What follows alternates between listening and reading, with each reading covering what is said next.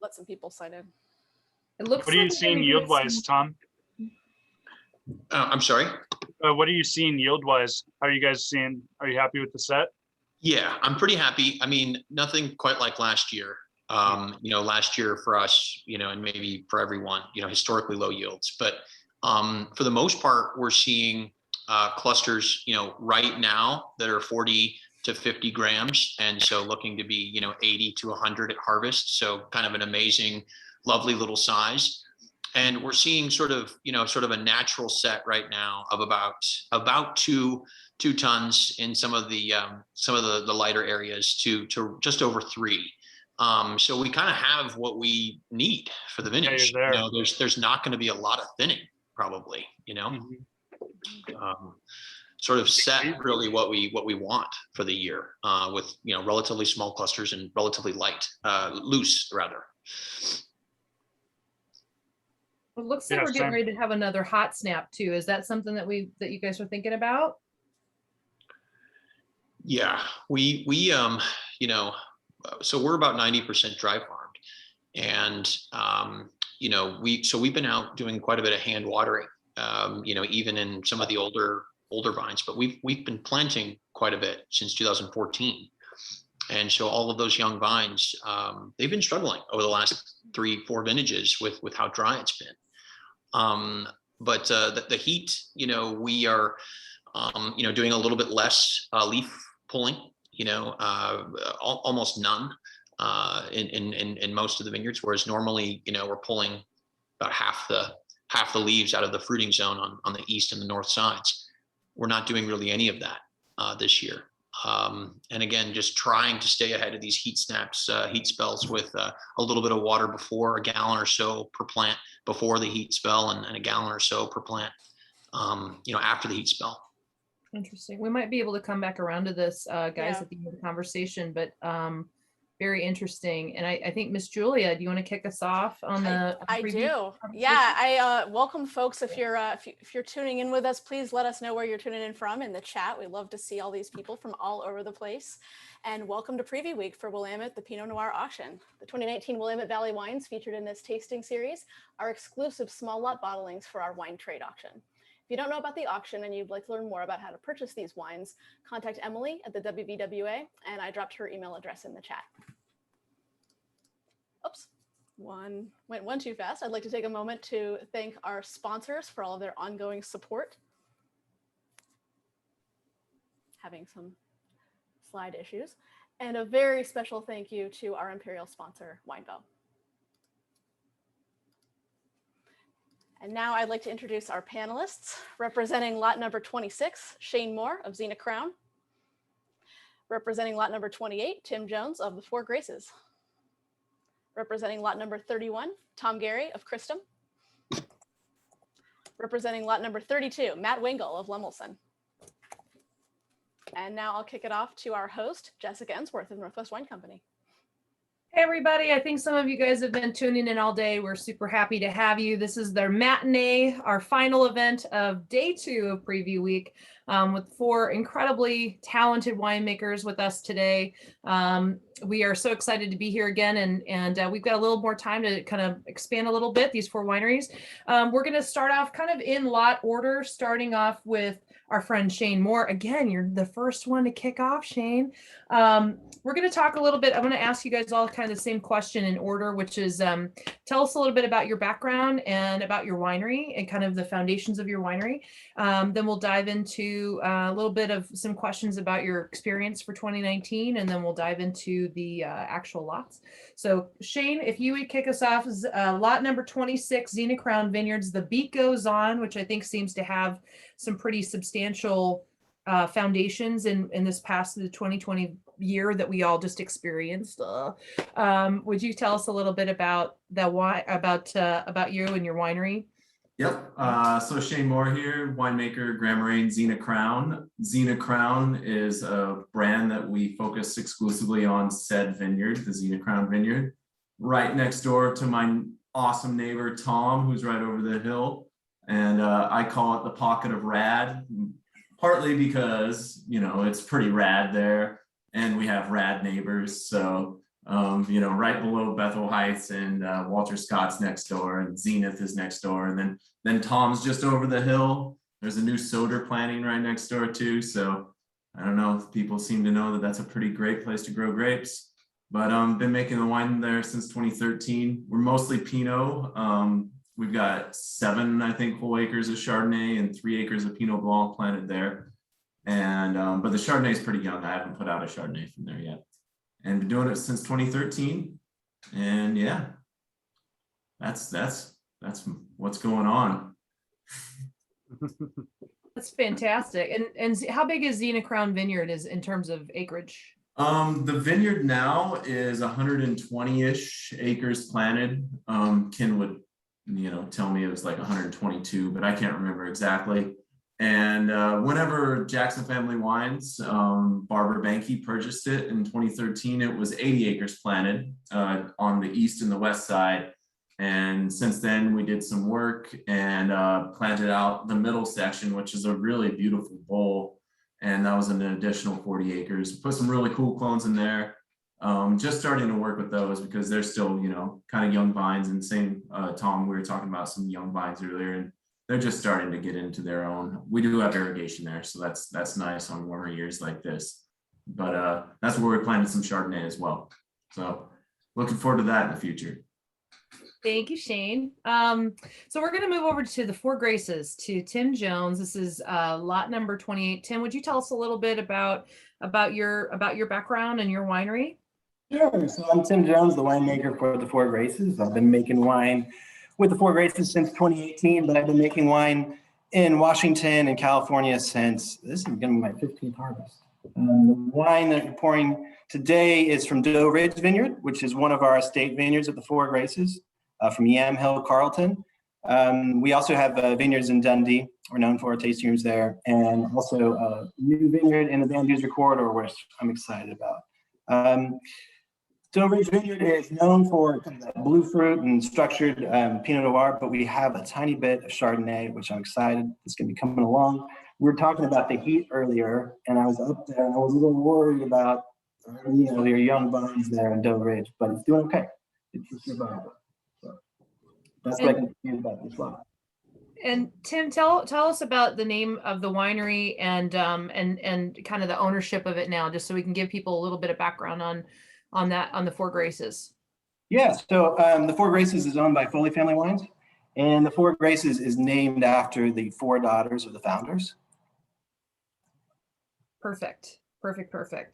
We're going to move over to Mr. Tom Gerrie from Cristom, and I'm going to ask you kind of a similar question. Would you give us a background on where does Cristom come from, in case people don't know, and tell us a little bit about your background and about your winery? Yeah, no, thanks, Jessica. So thanks for the opportunity. It's nice to meet you all. I'm Tom Gerrie. I'm the second generation owner of Cristom Vineyards. My mother and father started Cristom in 1992, and they honored my sister and myself, my older sister, Christine, myself, Tom. Chris and Tom became Cristom. And from the outset, my mother and father's goal was to grow Pinot Noir as well as it could be grown, and sort of in the Burgundian tradition to name individual sites and try to capture a distinct, unique signature from each of the sites. And so each of our single vineyards is named after family members. Our original vineyards are named after 4 matriarchs in our family. My mother, Eileen, my grandmother, Marjorie, and my great-grandmothers, Louise and Jessie. And then in 2012, we purchased about 109-acre property to the north of us that I was then able to name after my father, our founder, Paul Gerrie. And so we now are about 240 acres of estate with about 90 acres in vine. And we're located in the Eola Amity Hills of the Willamette Valley. And it's, one of the things that I love to point out is Eola is the Greek word for wind. And so we are in quite literally the wind hills of the Willamette Valley, and I have to agree with Shane. It's a rad part of the neighborhood, and with outstanding neighbors. but very, very focused on unique, distinguished sites that are very, very focused on volcanic soil. Broad clonal diversity across the estate, but really trying to capture the nature of the site, really based on the soil. We have a broad range, everything from just over, a foot of topsoil to well over 10 feet of topsoil on our farm, and that dramatically impacts the wines. And then we have a phenomenal team. We have a phenomenal growing and winemaking team, and we try to focus our winemaking very much on whole clusters and native yeast, and it's a very intuitive, very hands-off winemaking style. That we very much again try to match to site, to place, to try to bring out those personalities. Awesome. I love that. It's so important to get to know some of these wineries and some of those conversations that we sort of take for granted that where everything came from. And I love that story is about you and your sister and your family. And I love that. I didn't know that about the vineyard names, that was all matriarchal. I love that. Yeah, all family names. It's a special thing that my father is really very, very sentimental and very much a family man. And so it's one of the things I've always very, very much loved about our company and our brand. And so it was a great honor for me to be able to, do that back for him and be able to name a vineyard after him. Love it. Thank you so much, Tom. And we're over to Matt Wengel at Lemelson. Matt, tell us a little bit about your winery is also family owned and by Eric. So give us a little bit of your background, a little bit of background about Lemelson for people that don't know. Hey everyone, my name is Matt Wengel. I'm the winemaker at Lemelson Vineyards. I've been making wine for 18 years. This will be my 17th harvest. So take that, Tim, with your paltry 16.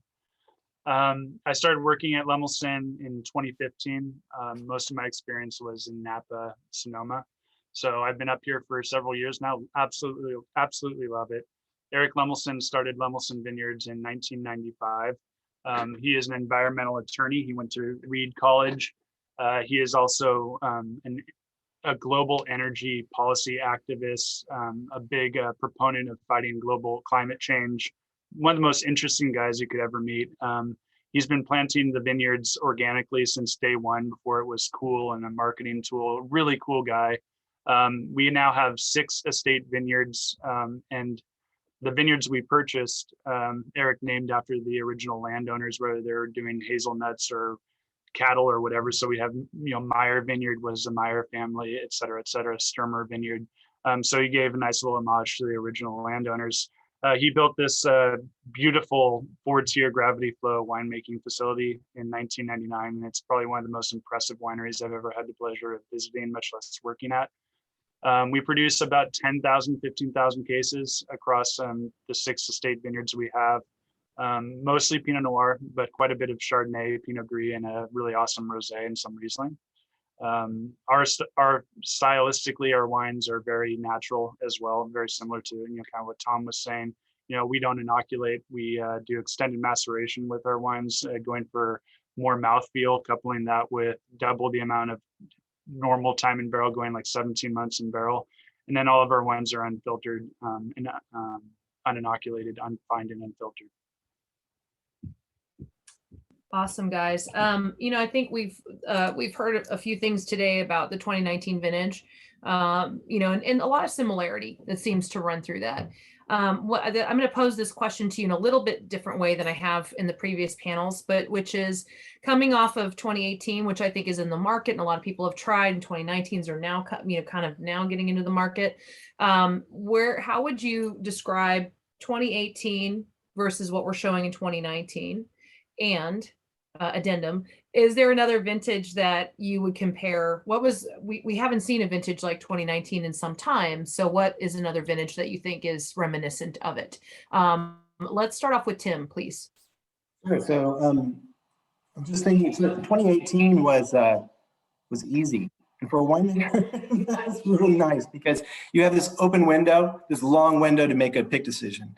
In 2019, it was a little rainy. That was kind of a mark of that September cool weather. And if you don't panic, There's limited things you can do as a winemaker. I kind of like that idea of my job, is that it's very grounded in what I describe like the physical world. We can only do so much, right? And so we waited until about the 27th of September and made picking decisions, and we were rewarded with that. I feel like the wines are elegant versus there was it's a little bit more texture to the wines. The 18s I think really showed really well young, and they'll continue to develop. The 19s, I get this really beautiful tannin, especially coming out of this Doe Ridge winery vineyard, and I would say that I think it was one of those vineyards, one of those vintages where patience was really key in determining when to pick. Thank you, Tim. Great description. Let's throw this over to you, Matt. What was your experience like in comparison, since you've got some vintages under your belt? How would you go 2018 versus 2019? And then is there anything that's reminiscent of 2019 in some prior years? Well, I moved up here from California in 2015, and I'd never seen anything quite as cool and rainy as 19, even in my experience in California. And when I came up here, all the new winemakers I was meeting, the adage was, the rule of three. You get a nice year, a temperate year, and then just a miserable, rainy, tough, challenging year. And then I went through 15, 16, 17, and 18, 4 straight years of just beautiful vintages. In 2018, I agree with Tim, it was easy. Everything was just perfect. There was not extreme heat events. There were, rain was giving us all the time in the world. And then 2019 was the first time I really felt like, okay, I'm in Oregon now. And the summer was super temperate. It was just very nice coming off of the record heat in 2015, 16. Like highs in like the high 60s in summertime is incredible. And then the rain hit, and it was just, Tim says, don't panic, but I don't know anyone who didn't panic a little bit, right? It was close to 3 inches of rain, like in early September, and like right when things were almost about to be ready, and got rained on. And then you had to play a little bit of a waiting game. And then I remember the whole vintage, even though I went back into the weather reports to see when it actually rained. But I remember the whole time rain was always being scheduled like 2 or 3 days later, and constantly being canceled or growing stronger. So the whole vintage was in fear. And with organically farmed fruit like we do, the sorting table saved the day. Everything got ripe, and the wines are stellar. It's probably my favorite vintage, but it was by no means the easiest. Thanks, Matt. I'm going to throw this over to Shane, and then Tom, I think you've got the deepest history here. I think so. I would love to get your perspective on the finishing end of that, if that's okay. Shane, what was your experience? Yeah, it was, it's kind of like the wines. The end result reminds me of the Pinots I fell in love with from Oregon, from a long time ago, from the early 2000s and 90s and stuff. It's very Oregonian style, which is awesome. It was, it was what it was, I guess. I was just looking at my pick stuff, and like, we're down in the Willamette, so it ripens a little bit later. So, the earlier September rains weren't really that big of a worry. There's lots of wind down there, like Tim said, or Tom said, sorry. So like, it wasn't that big of a deal. I think I started picking, I looked at it, it was September 24th, and I finished September 30th down in the Willamette. So I just probably saw a big window and was like, cool, it's all ready. Let's just bring it all in. I must have had plenty of tank space. Too, where you've got in Yola Amity, you have so much wind down there. I think wind is such an incredible factor in terms of the finished wines, and just in terms of how that affects the physiology. So how would you compare the 2018 versus the 2019 in finished wines in terms of stylistically? Yeah, the 2018 are big, bold style wines in general, particularly from the Yola Amity. A lot more tannin, just maybe, turned up to 11 in some regards. The 18s, the 19s have finesse, and they've got some elegance, and they're fully flavored. Dude, I've been taking notes on this while you guys have been talking. It's rocking. listening and writing at the same time. I'm pretty excited. It's a good wine. I No, love that. I love that. That's a great description, Shane. Thank you for that. And then Tom, you've got kind of the historical perspective. So give us a little insight in what your thoughts are and in terms of what is this reminiscent of in terms of vintages for you? Well, I think from my perspective, I thought the rain in 2019 was a blessing. So we got about 2.5 inches of rain in what in the time was the driest year in our company history. So 18, 19, 20, and 21 are the 4 driest years in company history. The last 4 years, 18, 19, 20, 21, we're seeing about 75% of the rainfall that we would normally get on average. We're getting around 30 inches of rain as opposed to 40. And this year is even drier. So, I found it an incredible blessing in 2019. We got hang time. We got more time. And so, we put almost everything for us was picked in October. The first picks, were late September. We're thrilled with the 19s. I have to agree with some of the things Shane just said, that 18s to me, they seem, while not a hot year, they seem a little warmer in the glass, and I think that's due to the dry nature of the season and the compact nature of the season. I love Oregon vintages that are spread out, that are longer, that are not so compact. When we can pick the Cristom estate over a period of 4 weeks, Pinot Noir being picked over a month, we just get greater nuance and complexity in the wines. They're just far more interesting wines as opposed to a shorter, more compact vintage. I liken a little bit of the 18, 19s, a little bit to the 14s, 15s, where the 14s were a little bit very, very similar growing seasons in a lot of ways. But the 14s, a little bigger, a little darker, a little spicier. The 15s, more vibrant, more energetic. And I think that's very similar with the 18s and 19s. The 19s have more energy. They are a little, there's refinement and an elegance to it, but with still good weight. So I think there's other, quote unquote, rainy vintages that I truly love. You go back to the mid 90s, 95, 96, and 97 were all a little bit rainy. 97 is the vintage everybody remembers that was really, really rainy. But 95 and 96 had that same kind of rain early in September, early mid-September, and it gave a refresh.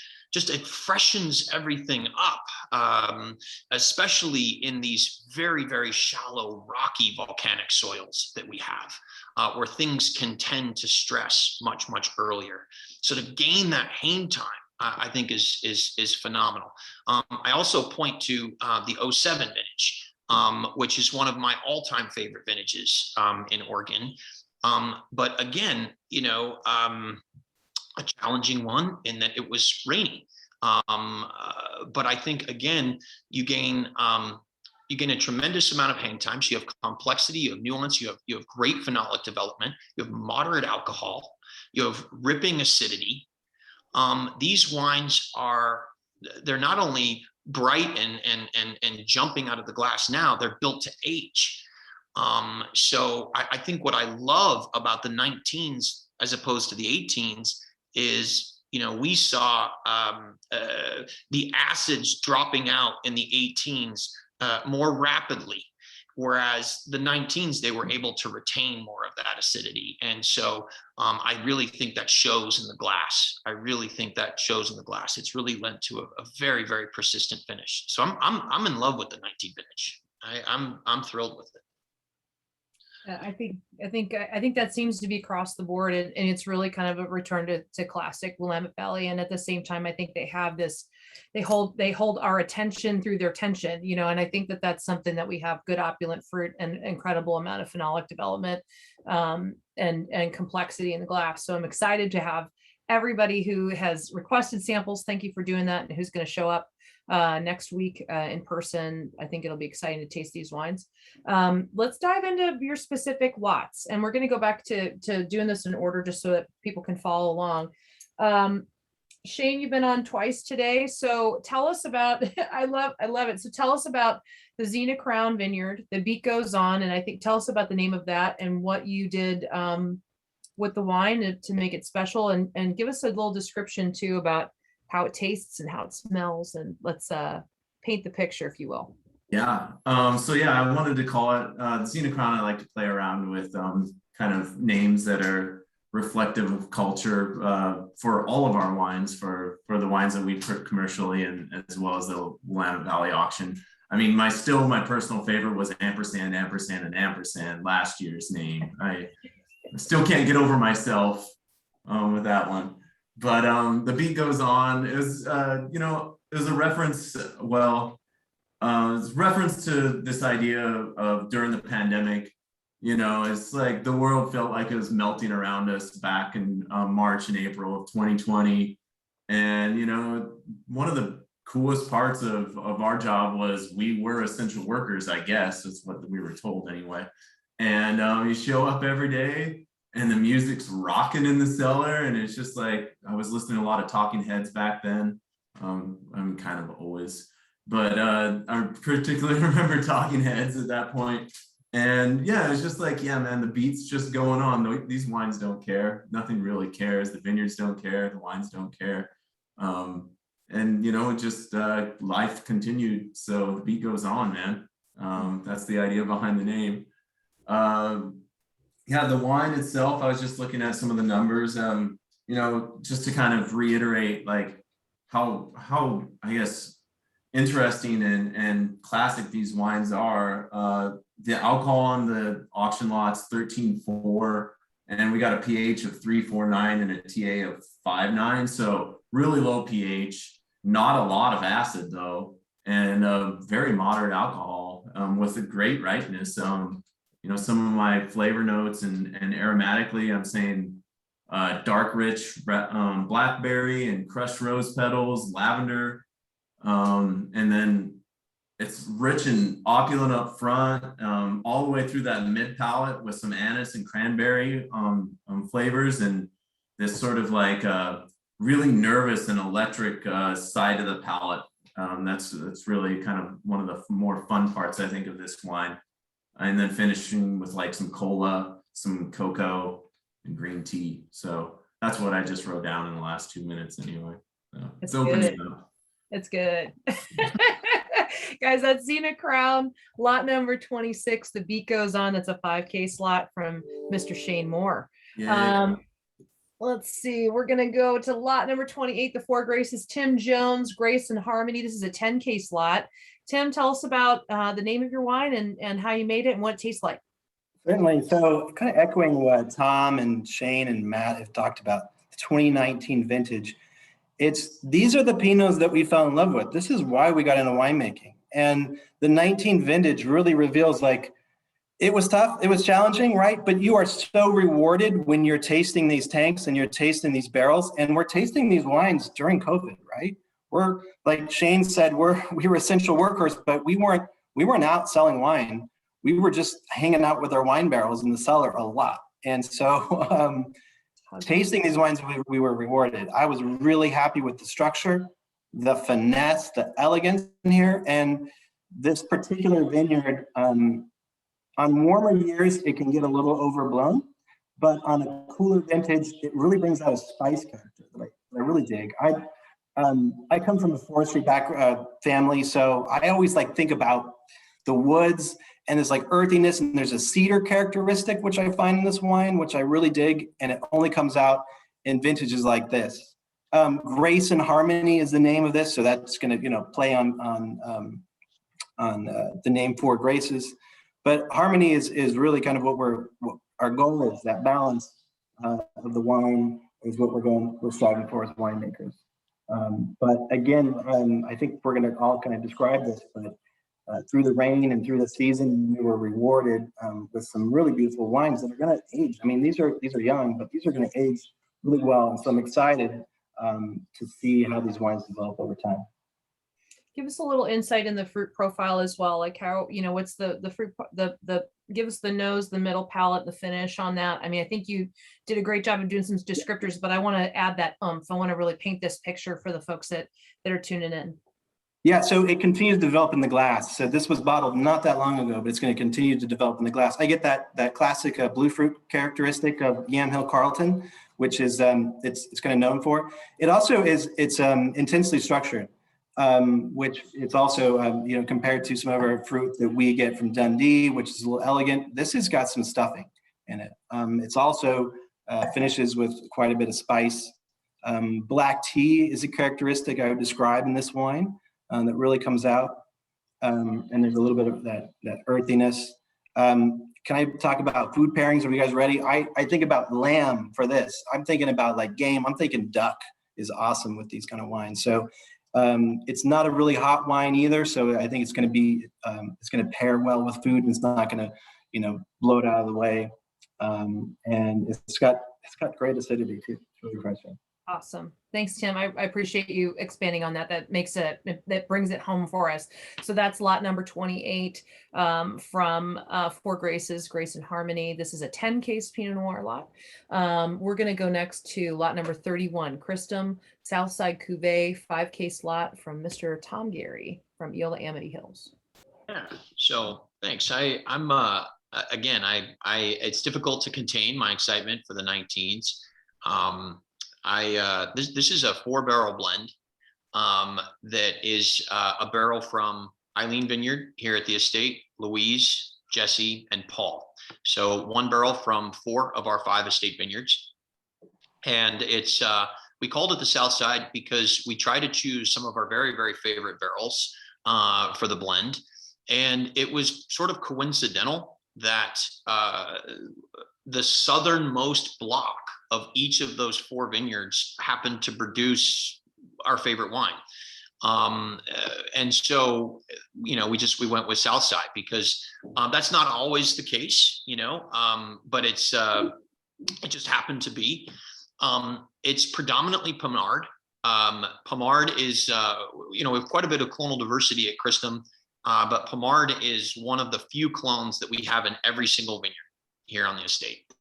And so, in fact, actually 3 of the barrels are from our Pommard barrels. So it's Jesse Pommard, Louise Pommard, and then Paul Gerrie Pommard, and then it's Eileen 114. So it's it ranges as well. I think the other sort of interesting thing, it's all on volcanic soil, but sort of the elevation range of the different blocks is a little bit more than 500 feet. So you actually have some of the earliest fruit that we harvest from Louise Vineyard, and then some of the latest fruit that we harvest from Eileen and from Paul, which is the very, very top of our hillside. Almost, Eileen and Paul top out over 750 feet. So it's a fairly big range of style in that our earliest fruit from Louise can be a little darker. It can be almost brooding. It can be blackberry and black currant, black cherry. And then as you move up the hill, it's very, very bright, very, very red fruited, very, very high tone and floral. Most of the fruit and wine that comes off of Eileen and from Paul is exceedingly bright. And then what's kind of unique about Jesse, which is really kind of cool, and a component that kind of comes through in the wine, is Jesse has its sort of own unique signature here at Cristom, which is fun to pick out and identify, and it's very savory. It's almost like rare beef, almost like a steak tartare. Almost, it's like an almost an umami type savoriness. And then it's very, very purple and blue in its floral component. So sort of think lavender, think lilacs. And so it's a really very cool wine, sort of, something a little darker from Louise, something very, very savory and floral from Jesse, and something very, very bright and high toned from from Eileen and from Paul. So, excited about the wine and excited about sort of how that blend came together. We don't often do something that's exclusively, just off of the estate like this. So it's kind of a rare glimpse where, usually we're very, very focused on individual sites. And then, for us, that usually builds up toward a Mount Jefferson cuvee, which is a blend of everything we grow and buy in the Willamette Hills. So it's kind of a unique look into the whole Cristom hillside. So it kind of fires us up here, to make the wine as well, to share it with you. That's great, Tom. I mean, I think just looking at the notes on your wine, I think you might have had the most range in pick dates, depending on how that cuvee came together. I mean, I think I'm seeing notes on September 21st all the way to October 2nd. So that's, I think, is a really good indication, I think, to the audience and to all of us of kind of what this really looked like. Somebody else mentioned they were hopscotching through the rain sessions. That was Ian Birch from Archery Summit. And I love that visual because I think that definitely puts things in perspective about coming in and taking a first pass and doing a lot of sorting and really, really keeping eyes on this vintage. I think was really great. So thank you for that description, Tom. That is lot number 31, Cristom Vineyard Southside Cuvée, 5K slot from the Yola Amity. Thank you for that description. And Matthew, Matt, Lemelson Vineyards, lot number 32, 9.8 meters by over second squared. Is this right? Am I saying this right? Yes. Yeah, you are. You are.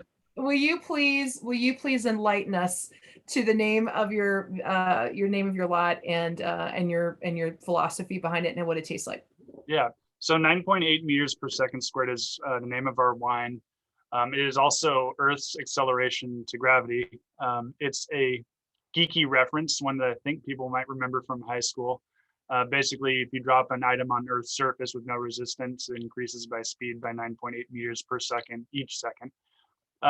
It's a reference to gravity and a cheeky way to do it, but we wanted to name our pinnacle of a wine after our core philosophy for winemaking here. And as I mentioned before, we're in a 4-tier gravity flow facility. So this is a wine that we made with gentle gravity transfers throughout its entire life. And it's what we do with all of our wines, frankly. But it's just like that number is the pinnacle number that you take out of high school physics. This was our pinnacle wine coming out of the 2019 vintage, which, everything that Tim and Tom and Shane have been saying is just, I mirror that. It's a wonderful vintage. And, our house style is really doing single vineyard focused wines. I make all of our wines the same. We do very similarly. So it's terroir and site that speak to the wine differentiation. So we're 100% estate fruit sourced, organically farmed, gravity flow processed, uninoculated. Stylistically, we do extended maceration to build body, which is really important for this reserve tier level wine, unfined and unfiltered. Most all of our 10 different Pinot Noirs that we make are single vineyard focused. So when we get a project like the auction wine where we can do whatever the heck we want, it's actually really, really a blast. So my associate winemaker, Ashley, and I were just tasting through all the barrels, and we loved the 2019s, man. It was one of the most challenging years of my career, and the rain forcing your hand and forcing you to hurry and stop and all the sorting and then the long days, it really paid off. And I mean, you put in the work, and I know a lot of people up here did, probably everyone. I mean, you were going to see some amazing wines out of 2019. But this was a fun project because the wines that Ashley and I were really drawn to were our Gerrie volcanic sites. So we have a site in Dundee Hills, Meyer Vineyard, that is about 800 feet, it gets up to 800 feet in elevation. It's one of the highest sites in the Dundee Hills. Then we have our Chestnut Hill Vineyard, which is another big component of this blend that's over 1,000 feet of elevation, also Gerrie volcanic. And it's just funny to me, I didn't really connect the dots until now, but back in '95 when Eric Lemelson planted Chestnut Hill Vineyard at 1,000 feet, they were calling him crazy, like you'll never ripen at that elevation in a cool vintage. And now we have my first real cool vintage, 2019. Not only did it ripen, but it made our best wines, most compelling wines at all. And the wines are just, when we blended these two components together, we did add a little bit of Sturmer Vineyard from Yamhill Carlton to give a little bit of a spice and tannic structure. But this is a wine that just blew us away with aromatic intensity. That's a kind of a theme of all the 2019s with these wines in particular. Very red fruited, perfumed Italian plum, anise, lavender. But what really strikes me with the 2019s is the texture. I'm really big on texture. Aromatics are fun and fun to geek out on, but this is a wine that just envelops the whole palate in a very elegant way. The acidity is quite nice. Extreme, per what Tim was saying, very versatile food wines are going to come out of the 2019s. Acid driven, modest alcohol. I mean, it's more challenging to find out what foods don't pair well with Pinot than the other way around these days, But we're extremely excited about 9.8 meters per second squared. Say that 5 times fast. We're going to look forward to presenting that at the auction. Thanks, Matt. I actually have a question for you guys. So, the auction is in our 6th year, right? And I would think that making these really, really small lots, 5 and 10 case lots, is kind of, it takes some strategy. So, in thinking about that, and all the other things that you make for your wineries for commercial use, what's a little bit of the thought and strategy behind making something this small and focused and unique? Is it something that you really feel like you can play with and dive into and get really creative with, or do you feel like it's something that you try and follow a strategy in a house style and sort of keep that linear thinking in that, or do you get to kind of go everywhere? Matt, would you like to kind of expand in that? Yeah, it's very challenging when you tell a winemaker to make 5 cases of anything. The logistics of keeping that fresh, bottling it. Small volumes are very hard to handle. They're more prone to oxidation. So you got to be very careful. With regards to, how we, is it our style? This wine that we're presenting this year is anything but our style. We went a totally different direction, Jory volcanic, high elevation in a cool year. It's very unique, and I think one of the best wines we've made. But we used all the pieces that we had in our cellar, and it came down to 5 gallons of this, 6 gallons of that. I mean, we took it down to detail. It involves, you do it when you're racking all your other wines, and it just goes into a smaller keg for bottling at a later point. So it's really logistically not challenging to do. It's a little bit of extra work, but you can put every bit of effort you want to into it and make something really, truly special, which is what I think we did. And I'm sure Tim, Tom, and Shane did the same, similar. I love that. I think this is a good segue into this, into the auction, and really kind of making people understand why this is so unique, and the fact that you donate these wines are some of the best wines you make, and you're donating them to this cause. Shane, you've got two auction lots in this year. So what was your strategy in making them from 2 different places, and give us your philosophy? Yeah, it just depends kind of on the year. I always like to play in the cellar. I'm very experimental, and part of my philosophy in life is if you're not making mistakes and you're not messing things up, you're probably not trying hard enough. So, so we mess up 1 or 2 tanks a year doing something just fairly reckless or ridiculous. And sometimes though, you hit that bolt of lightning strikes and you're like, wow, that was amazing. Last year, I think we had, one of our auction lots was just a barrel that we picked out because, so whenever you're barreling down maybe multiple tanks in a day, say I've got like three tanks of Zena, I'm going to barrel down in a day.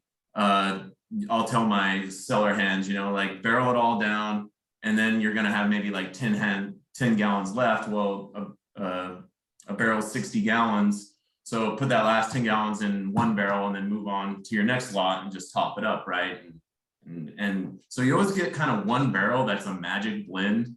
And I try to track that barrel. So this year the Zena was the magic blend barrel. It was just one of those, it was a blend of what goes normally into the slope and conifer, which are probably the 2 diametrically opposed Zena Crown wines that we make. And yeah, it's just, it was a fire barrel. It was just, we're tasting through and it's like, all right, it's that one. We're going to use that one right there. so that one was kind of like lightning in the bottle, I guess. Some years we use, new fermentation methods or just other wacky things. I know one year we did with just heads popped on barrels. We tried it like that. So it does give us a method and a end goal to try to do something maybe a little bit outside of the wheelhouse. Awesome. Tom, how about you? What do you think? Oh, Matt, you got a hand up. Yeah, I just wanted to, I thought that was hysterical that Shane saying that we mess up with two or three tanks a year. I absolutely do the same, and I think that's hilarious. And I just wanted to interject because Tom I lose a tank each year because of Tom and his wines at Cristom, because whole cluster is something I keep trying, and I do well. I really love whole cluster, and we're like in the 10-15% range. But every time we try a Cristom wine, we talk about upping the percentage, and we botch one or two of them. We get really good ones, but then we botch one because they do it so well. Matt, we're still learning. There's no way you're botching it. There's no way you're botching it. It's an extra component. It's something for you to ponder and continue to think about. But here's what I encourage you to think is to be daring and to be risky and go for 50%. See what 100 does. I mean, that was a botched tank. the 100.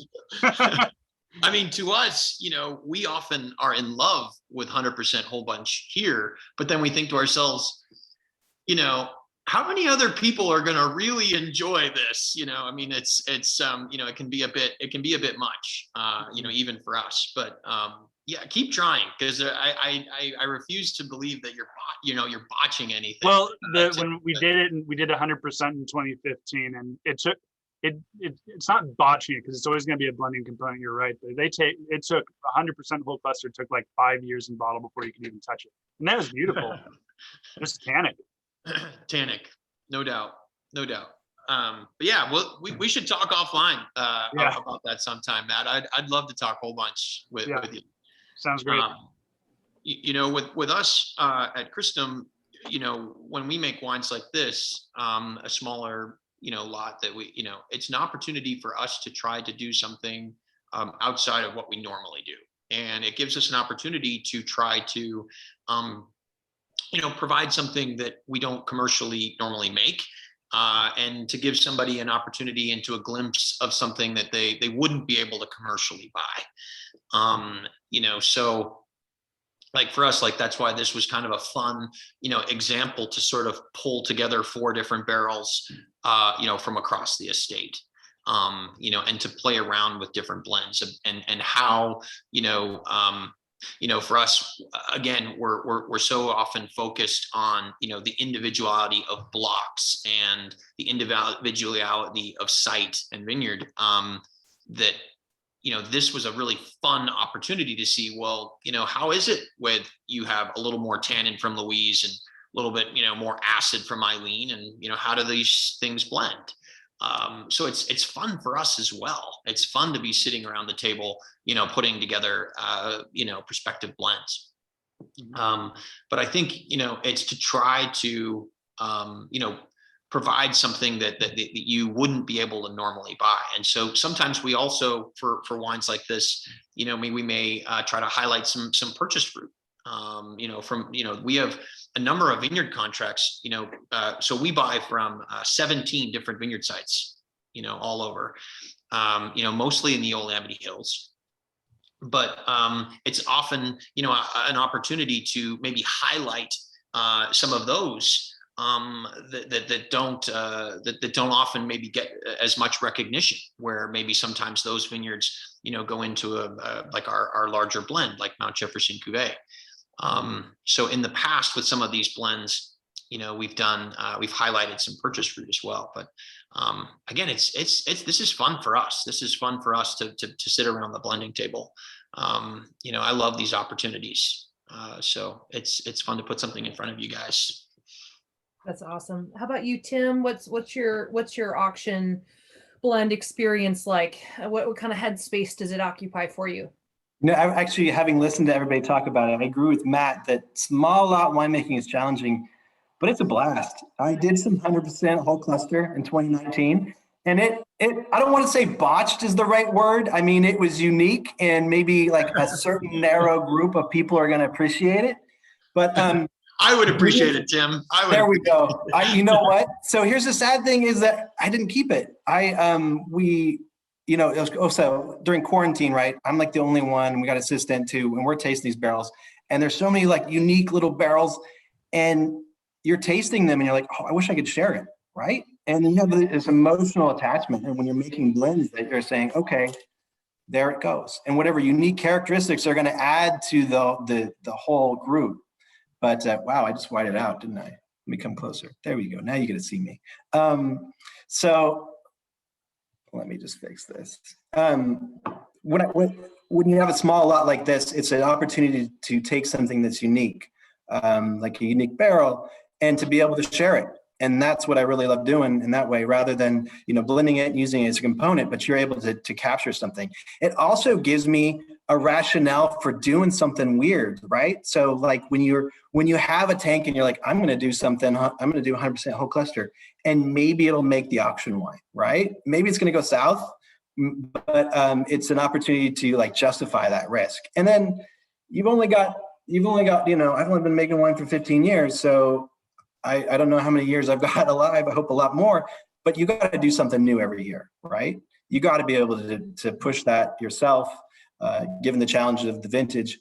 And I always respect that in winemakers, that bold take on the vintage. So that's the auction gives us the opportunity.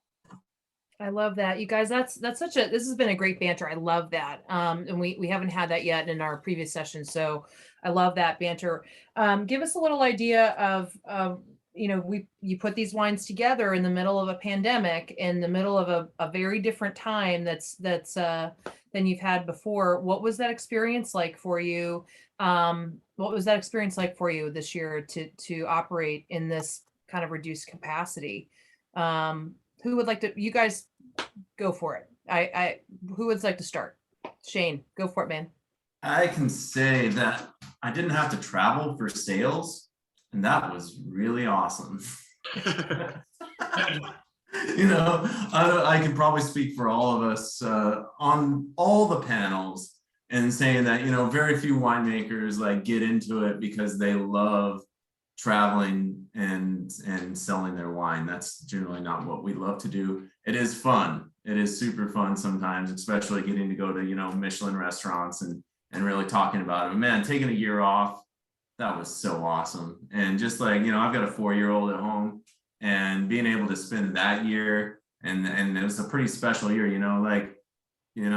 being, I'm 37, who cares if you're 37, but being 4, that's something else. So that was pretty cool to experience that with him.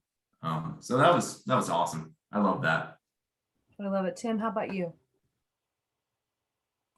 I was thinking about that, about Shane's comment about not doing sales. True. We were home.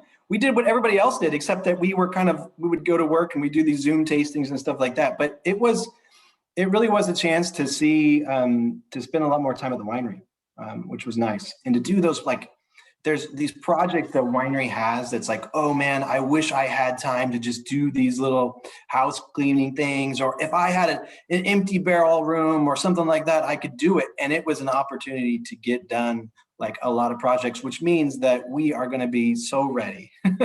We're going to be so ready to make some wine this year. And also, I'm just excited to see people again and taste wine with people again. So when we go back out in the market, we're missing it. We got a little bit more energy when we go out there. Yeah, I love that. How about for you, Tom?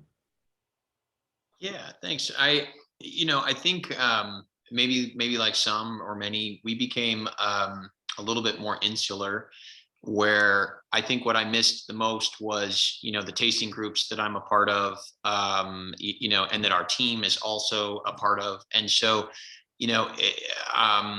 we very much were, focused with our small group. And so, we have 5 on our winemaking team here, and, it became very focused. It became very, very focused. And I think I think that's going to be a really positive thing ultimately in the wines with even greater amount of detail, going into things. I think that it's difficult to taste masked and spread out as far as you can, and trying to get creative and create some new indoor spaces, so that we would have more space, to be able to taste with one another. So I think it took some creativity, but I really I like the camaraderie that came out of it. I think our core group became closer, having sort of spent as much time together as we did. And I really like the focus. I like the focus of the group, and I like now the focus, as the other gents, saying, the focus going into the vintage. We basically already wrapped the 2020 vintage now. Everything is now, in bottle. And so, that also then frees up time, next spring as well. So there will be even more time, next spring as well without 2020 single vineyard wines. I don't know, it'd be interesting, Matt, what you did. Our single vineyards, we typically have in barrel 17, 18, 19 months. And so we didn't do that with the 20s. We put that into bottle here this month. So I think it's going to free up some more time, later as well. Very good. Very good. Thanks, Tom. How about for you, Matt? What was your experience like? Well, I think, we were all incredibly fortunate to be classified as essential workers, and, living in or working all day in a cellar, you can maintain a safe distance from your coworkers and go to work every day. And so, I think we're incredibly fortunate, the time to focus on work here at the winery and not go on sales trips. I mean, they can be fun, yeah, but they can take you away for a month, 2 months a year, maybe more. Tim's on the road a lot, and I'm sure he likes having time to collect his thoughts. And, from a team sense, we, as a winery, I think Tom was just saying that, we got a chance to, we used our own internal tasting room team that was not, when the tasting room was closed, to staff our bottling line. So we all worked together as a team.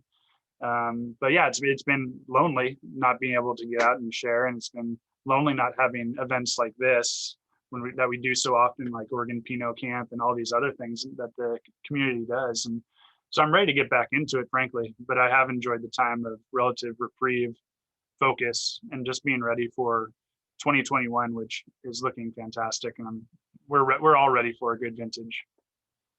Guys, I think that's like the perfect seamless finish for this discussion. I think it was just absolutely phenomenal conversation. Thank you so much for all the work that you do, the contribution, for the time today. I think hopefully if everybody out there, if you have questions, send them to us. We're available to you. I hope that you're tasting along, and if you can join us in person, we're so excited to see you and give you a hug if you're comfortable. And all of us get back together again. I think we're looking forward to that. And I want to thank the whole panel, and thank all the people that are viewing, and thank our incredible organizer, Julia Burke, for just keeping all of our heads on straight. So thank you so much. Julia, will you take us out? Yeah, Jess, thank you so much for being an amazing moderator 2 years in a row, as well as our auction co-chair. Your leadership is so amazing. Thank you, panelists. It's pretty awesome to get to sit here and listen to your brilliance, and thank you for your beautiful wines. And thank you to all of you who have joined us. I did put the preview week schedule in the chat. We've got all sorts of great conversations going the rest of the week.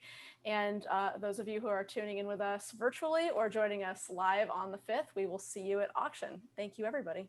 Have a good night. Thanks, guys. Thank you. See you next week. Thanks so much. Bye.